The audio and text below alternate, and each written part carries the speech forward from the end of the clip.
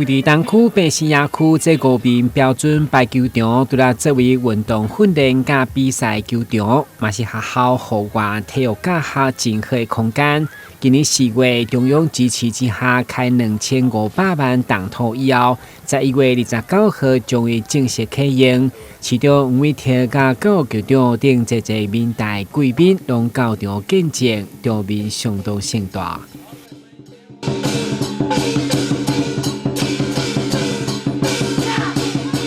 这个新的排球场的一个启用，我记得我今年签了一个公文哦，很遗憾的，我们那个华中杯，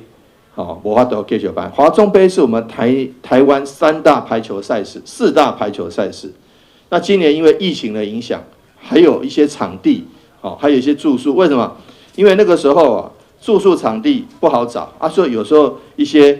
场地都是变成香客大楼通铺呢，我们的选手外地的选手就住在那样子，那这样不好做防疫，所以几经思量后来就不得已只好华中杯缓办明年希望再办，但是我心里面一直存了遗憾。那我们现在有4个在新建的排球场里面有4个球场，还有一个排球篮球混合的球场，总共5个球场。如果将来要应付一些大型的赛事，尤其我们台南的排球的赛事的举办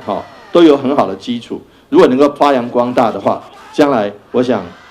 台南成为排球大市应该是很有机会的。那所以说，我们很期待市府将来的经费在体育赛事上面会再更多支持。那但是我们公益善其事，必先利其器。我们有好的场地，有好的教练，好的选手，我们一起来为